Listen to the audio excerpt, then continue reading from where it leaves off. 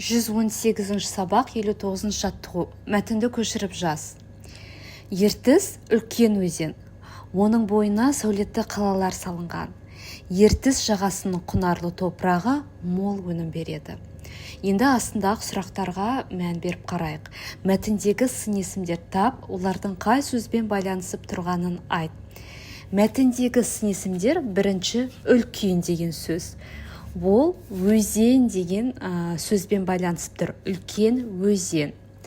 Келесі сын есім сәулетті.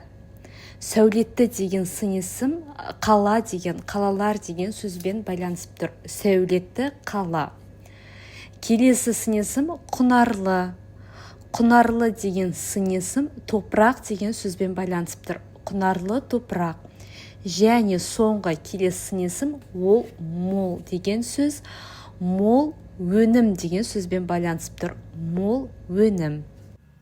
60-шы жаттығу. Сызба бойынша бір зат есімге қатысты бірнеше сын есім тауып айт. Үлгі ретінде мысал тақтай. Тақтай қандай? Жалпақ, қалың, тегіс. Енді бізде келесі дала деген сөз. Дала қандай? Дала байтақ, жазық, жылы. Және келесі көл. Көл қандай? Көл терең, тұщы, таза. Осындай сын есімдерді тауып жаздық.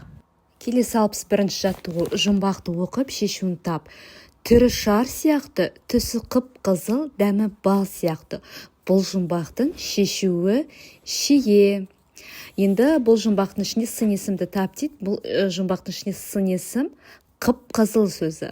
Қандай түсі? Түсі қып-қызыл. Осы сын есім болып табылады.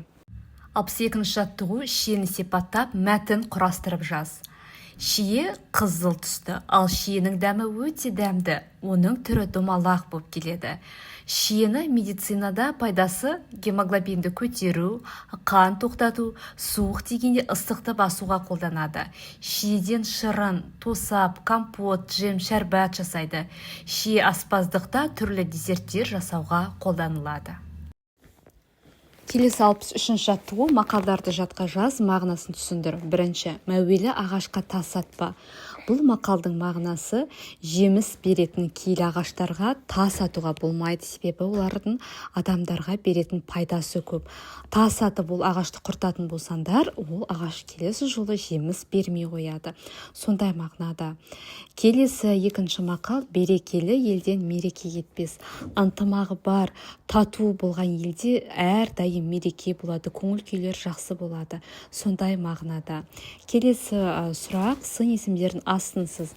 Бұл жерде бірінші мақалда мәуелі ағашқа тас атпа деген мақалда сын есім мәуелі деген сөз.